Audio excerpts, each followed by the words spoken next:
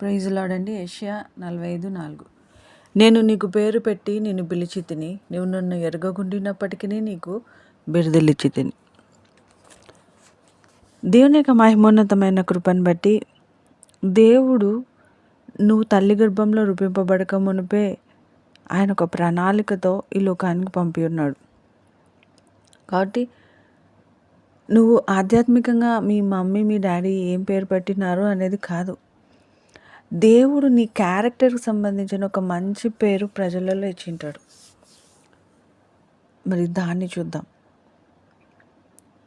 ఆమె చాలా మంచిది, చాలా దయగలది, చాలా ప్రేమించేది.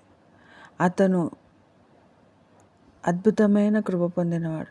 సో ఇలా నీ యొక్క జీవితంలో ఏమి ఇచ్చినాడు అనేది చూస్తే దాన్ని బట్టి నీకు ఇంకా దేవుడు అంటే సంపూర్ణంగా తెలుసో తెలియదు, కానీ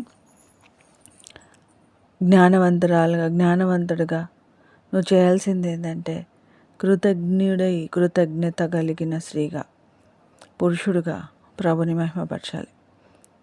అద్భుతం మనలో దేవుడు ఏమైనాడో తెలుసుకోవడమే అండి, అంతే.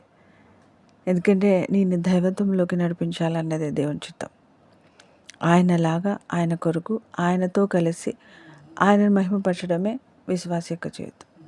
అలా మనం మీలో ఉన్న దేవుని ధ్యానించండి, బయటకు తీసుకురండి, మీ జీవితం ధన్యకరమవుతుంది. ప్రార్థించుకుందాం.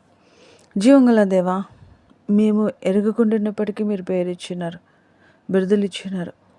దాన్ని మేము ధ్యానించగలిగి లోతులలోకి మాలోకి మేము వెళ్ళి మిమ్మల్ని చూడగలిగే కృప అనుగ్రహించమని, వాక్య లేఖన వచనాలతో నడిపి అనుగ్రహించమని క్రీస్తుపేట ప్రార్థించి ఇది నిధీమల చేత ఎలమని పెట్టుకుంటున్నాం తండ్రి.